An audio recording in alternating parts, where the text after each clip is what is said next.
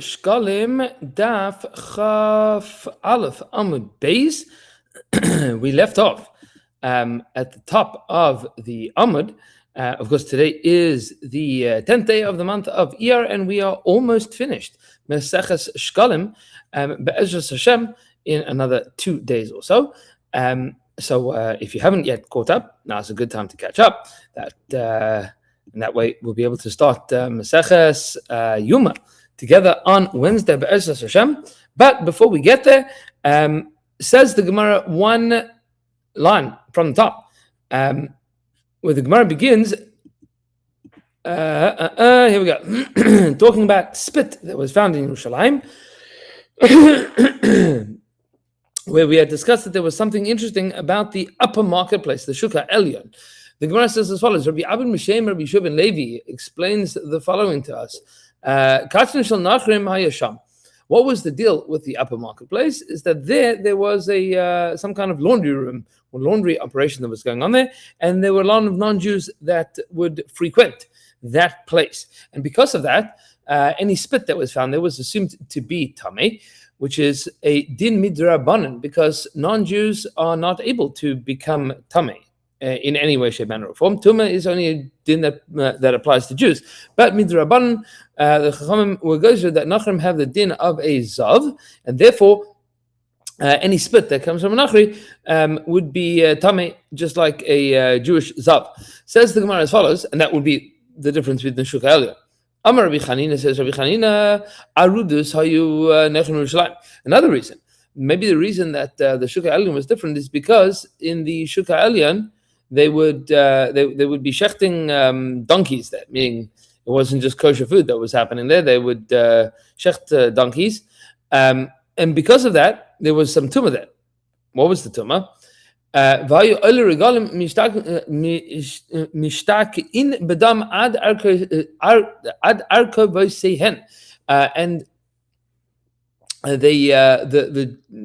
Jews that would walk by there would end up wading in blood up to their kneecaps, right? There was a lot of donkey blood there. And they came to the Chacham, and the Chacham didn't say anything to them.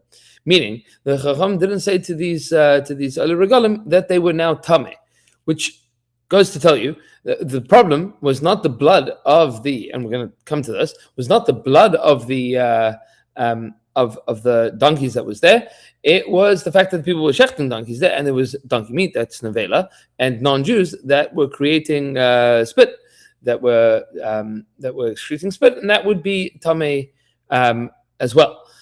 Another Gemara is going to discuss this particular din. This parenthesis that comes next seems to be a typo. That's what we said at the top, that we were saying where this din comes from. And then the Gemara says as follows: Rabbi Simon B'Shem, Rabbi Shub and Levi explains the following. It once happened that there was a mule that belonged to the household of Rabbi, that's Rabbi Yehuda Anasi, that died. And the household of Rabbi, they said that the blood of this mule is tahar from the din of nevela. What does that mean, that it's tahar from the din of nevela? There are two possibilities. Says the Gemara, Rabbi Lazar, Sha'il Rabbi Simon. Rabbi Lazar asked the following question to Rabbi Simon: Ad kama v'loy agivei. He wanted to know ad kama, how much blood is not tamei, and he did not respond to him. Sha'il Rabbi Yeshua ben Levi. He asked Rabbi Yeshua ben Levi, Amar lei. He said to him, ad revius tar. Up until a revius of blood is going to be tar, yosim ikain tamei. But if it would be more blood than that, then it would be tamei. Uvash l'Rabbi Lazar, Rabbi Simon Shmuasa, and this was very upsetting to Rabbi Lazar. That Rabbi Simon, who he was speaking to initially about this halacha, he didn't give him a response here, so he had to go speak to Rabbi Lazar. Was upset about this, that he had to go. And he had to go ask Rabbi Shimon ben Levi, because Rabbi Simon didn't want to tell him that this is the din. Meaning, there's two ways of understanding this. And we'll see this in a moment. But before we get there, Says the Gemara, Rabbi Bibi Havi Yosef Masni Hadein Uvda. Rabbi Bibi was telling over the story about the mule of Rabbi's house that died. Amal Rabbi Yisrael Bar Bisna, Rabbi Yisrael Bar Bisna says to him, Ad Kama, the same question, how much is going to be Tameh? Amalei Ad Revius Tahar Yosef Mikain Tameh. Up till Revius is Tahar, more than a Revius is going to be Tameh. Uva'at Pei. And then he got very upset with him. Amalei, he says, Amalei Ruzrika. Says Ruzrika begin the have a shalach at Baipai. But because he asked the shalach, you get upset with him? Why are you getting upset with him? He asked you a question. He's allowed to ask a question. Amalis, he says, begin to have a dati b, because I wasn't able to focus properly. Meaning, I was or I think the Yiddish is it's a flogen. I was very distracted by everything that was going on. What's the distraction that was happening? So he says, the Amar Rabbi Chanan, because Rabbi Chanan taught. The pasuk that's in the klolos of Dvarim Vayucha Yecha Tluim Lach Mineged, your life will be suspended in front of you, mineged, across from you. That means when you feel your life is hanging in the balance, somebody that because he doesn't have any real estate, so he buys he has to buy wheat for the year. And you're afraid night and day. What are you afraid of? This is somebody that doesn't have a lot of money, so he has to buy in bits and pieces. Meaning he can't buy even, he doesn't have land to grow grain, and he doesn't have the ability to buy in bulk, so he has to buy little by little. You won't believe in your life. Meaning you won't be sure that you're going to survive. This is somebody that has to buy his bread daily from the baker, meaning he pays a higher premium and has less money to be able to do anything, because he doesn't have anything to even bake his bread, so he has to buy bread every day. So a person that has land has the ability to grow grain, and then he can make grain, and he can invest, and it's good. Somebody that can buy grain for a year would be able to ration it out and portion it out and make their own bread. Somebody even that buys flour from the store. But this is a guy that buys his bread daily. So that's somebody below. Yeah, you never know. You never know what's going on. He says, very hard for me to learn. He says, Ana samich apal tira, and I'm one of those guys. I'm one of those guys. I rely on the baker in order to be able to survive, and therefore, when he asked me the question, I got upset with him. I'm like, I can't deal with this now. So it's very, very real responses from the Talmid Chachamim in Eretz Yisrael. Says the Gemara, "My kadun." So good. What exactly is the halacha here? Hey, Rabbi Yeshua ben Petara al dam nevela shutar. Rabbi Yeshua ben Petara testified about this fact that that the dam of nevelus, the blood of non-kosher animal, an animal that dies of natural causes, the kosher animal that dies of natural causes, that it is tahar. Maha tahar. So what does tahar mean here? So now here you have the two options. Tahar milahachshir. It means tahar milahachshir. It does not. This blood doesn't have the ability to wet something such that it would become susceptible to tumah. Ha litamas mitame, but it does make things tame. Meaning, if something was already a washed apple that comes in contact with this blood, then it would be tame. But if an apple was washed with the blood of a mule, then that apple is not tame and also not susceptible to be mikabel tumah. Neither of those things can happen. So those are the two possibilities. So what does it mean that it's tahar? It doesn't mean that it's completely tahar. It means that it cannot make something else tameh unless it has already had a hechsher v'tumah, and this does not provide a hechsher v'tumah. Taman says the Gemara, there Tanin we learned dam sheretz metame kibusare, that the blood of a sheretz, of a creepy crawly, is metame like its flesh. Metame ve'enem achsher, and that means metame. It can make something tameh ve'enem achsher, but it cannot make something susceptible to tumah. And there the Mishnah says, and there's nothing else like it. And this is exactly the din that we just said about the dam of a nevela. What do you mean? There's nothing else like this. Nevela is exactly like this. It says nothing else is like this. Kashir to masai, with the amount of blood that is going to have this din. Why? Because the blood of a sheretz, there's very little blood in a creepy crawly. So how much of its blood is able to be metame? That is ka'adasha. The amount of a lentil.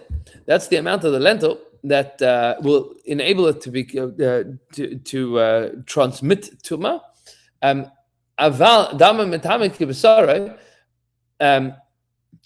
Its blood is able to be metame as its flesh, meaning it's going to transmit tuma, and that is so long as it has an adasha or more. That din is not true with an avela, where in the vela you need a revius. That's as we said earlier. Amar Rabbi Yossi says Rabbi Yossi pligi batrain Amarai. This is a machlokes of the Amarim chad Amar Tameh v'chad Amar Tar. One says that the blood of an avela is tameh when there is a revius or more. V'chad Amar Tar. One says that the blood is always going to be tar. This is actually a machlokes. Mad Amar Tameh Rabbi Yehuda, Mad Amar Tar Rabbi Yoshua ben Petura. The one that says that tameh holds like the opinion of Rabbi Yehuda. And the one that says that a star holds like the shita of Rabbi Yeshua ben Betura. This is an old machlokes. Amar Rav Avduma Demin Nechusa says Rav Avduma from Nechusa V'yos the Rabbi Yehuda. It seems to be that Rabbi Yehuda's opinion is correct. Why? Maran de Ben Nasiya Hava, because Rabbi Yehuda was the he was the Maradasher of the Beit Nasiya. He was the guy that Pasan halachas of the house of the Nasi, and therefore, since we have this Masara that came from the house of Rabbi, it would seem to be that Rabbi Yehuda's opinion is the one that was paskin by Rabbi Yehuda Nasi. Meaning Rabbi Yehuda and Rabbi Yehuda Nasi are different people, but since it came from Beis Rabbi, it seems to be that they paskin according to Rabbi Yehuda. Okay, says the Gemara, according to the Mishnah, about all the spit that's found in Yerushalayim. So, this is not the same as what we learned. We did not make this gezerah about all the spit in Yerushalayim. They didn't make a din that all spit in Yerushalayim should be assumed. Hold on. They didn't make the din of spit in Yerushalayim.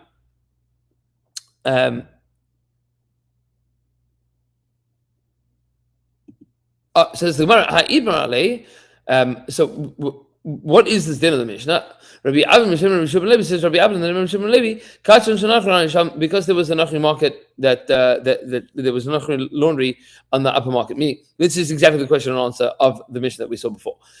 Meaning, says the Gemara, why did they make such a gzera? Why did they make such a gzera? All of the spit in Yerushalayim was assumed to be tar. No, it's because there were Nachrim that were there, and we assumed that their spit is tameh.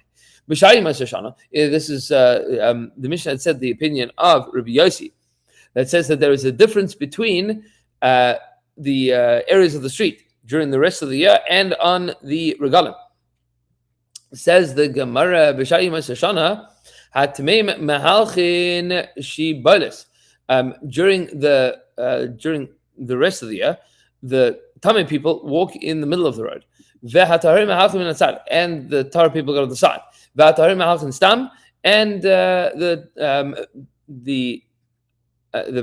the correction here is supposed to be and the Tameh people walk willy-nilly, and then the switch here is and the Tar people tell them go away from us, stay away. This is how things work.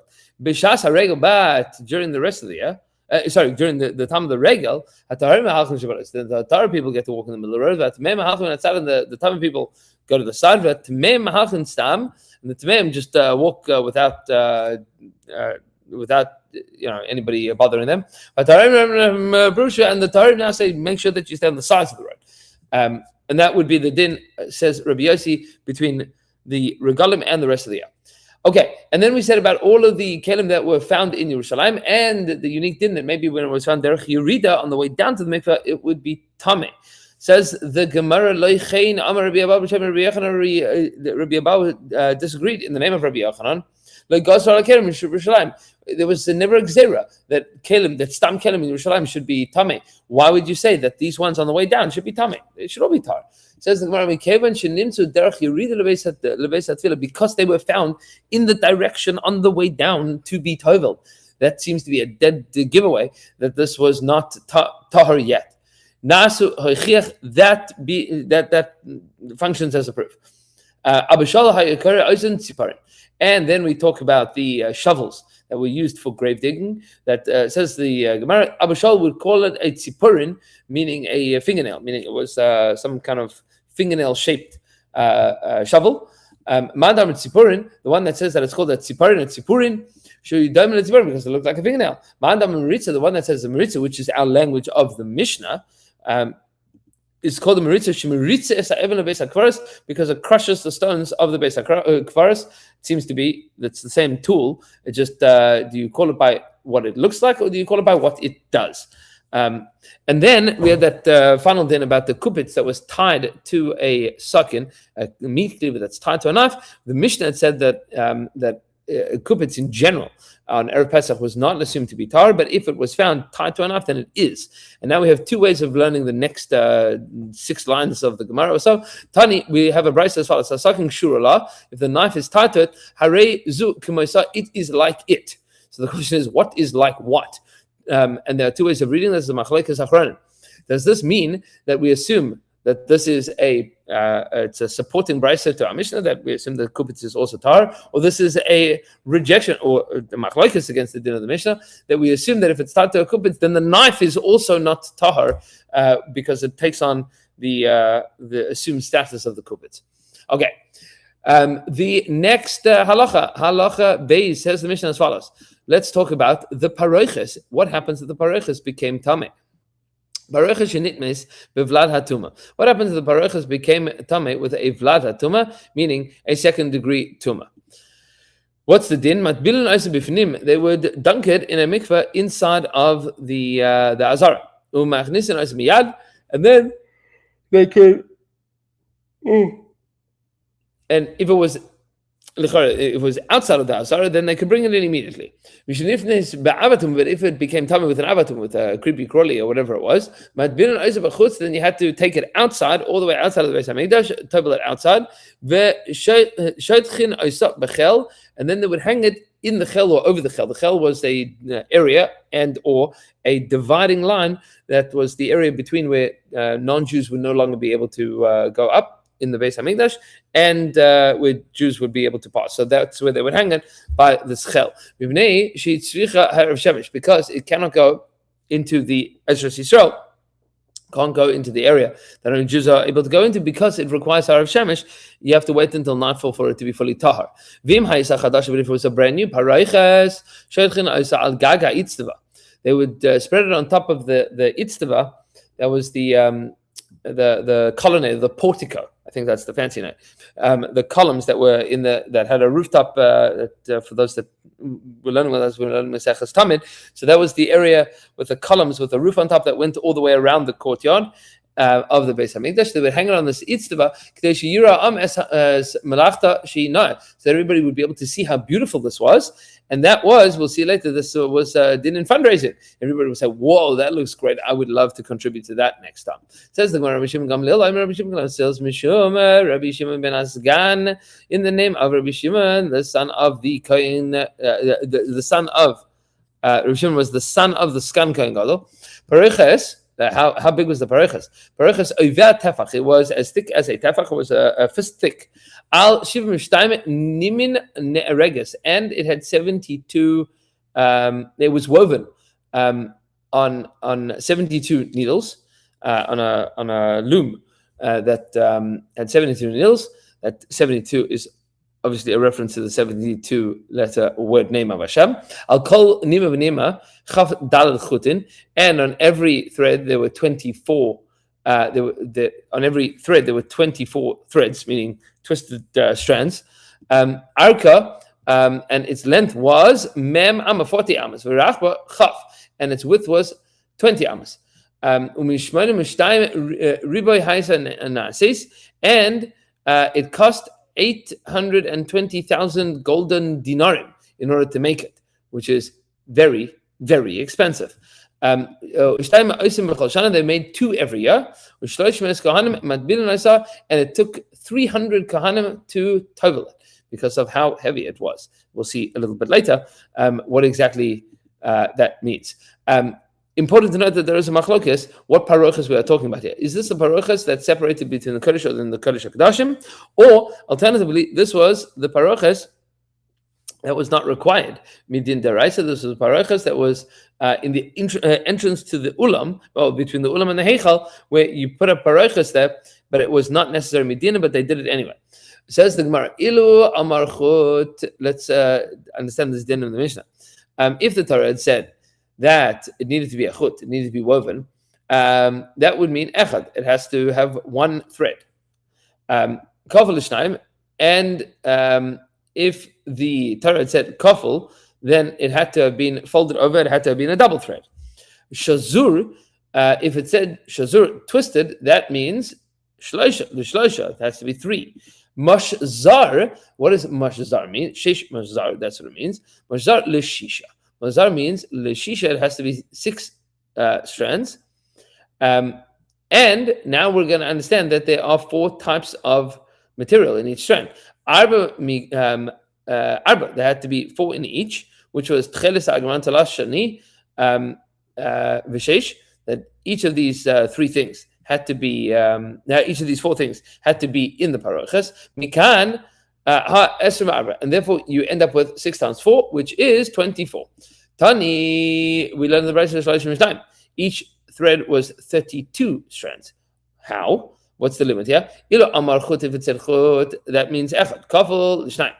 Kafel would mean shnayim. It would mean 2. Shazur arba. Shazur would have been 4. Mashzar l'shmana. Mashzar means it has to be 8. And there were arba. Arba was 4 different materials. Mikan ha tlasin utrein, and therefore you have 32 strands according to this limit. And we have another opinion, Tana arba'im u'shmana, that really each strand was 48 strands, 48 threads twisted, woven together. Ilu amar chut, if it said chut echad, that would mean 1. Kafel l'shnayim, kafel would mean 2. Clear l'shleisha, the word clear, braided, that would have meant 3. Shazur l'shisha, shazur would have meant 6.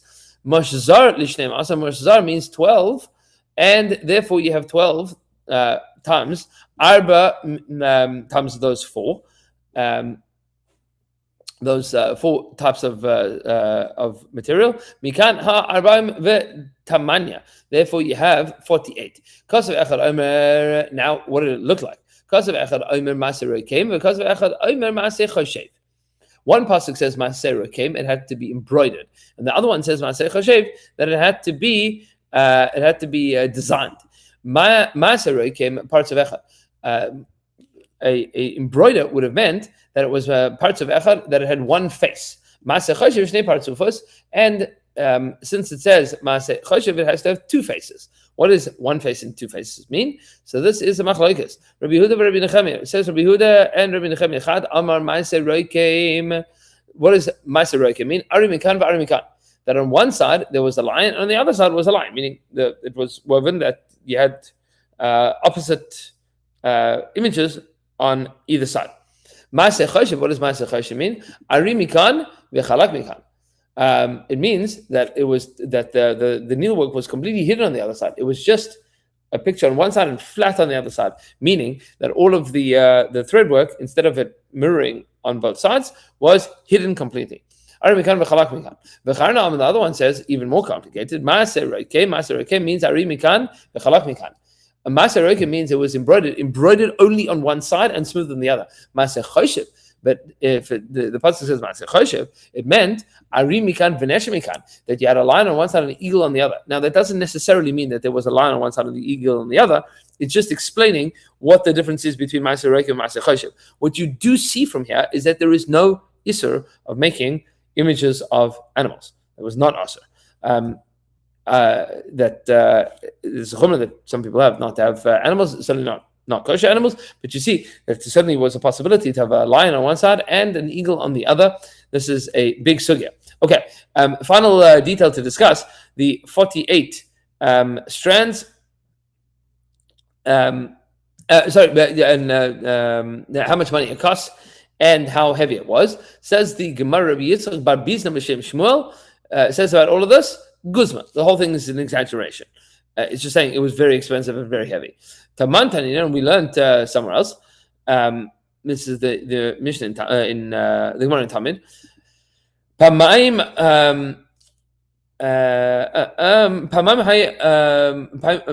haya ala b'shalosh at times there were 300 kur of ashes on it. That's for the TrumasEderation. It was on top of the Mizrach. There were 300 kur of ashes, which is a tremendous amount of ashes. And on that case, Rabbi Yossi, Rabbi Bun, B'Shem Shmuel, Guzma. Rabbi Yossi, the son of Rabbi Bun, said in the name of Shmuel that this whole thing is an exaggeration. Specifically, the number 300 seems to be an exaggeration, and the Maharal has a lot to say about that in general, but the number 300 seems to be an exaggeration. But Hashem will continue with the next Mishnah tomorrow. Everybody should have a beautiful evening, and looking forward soon to finishing the Masechta together.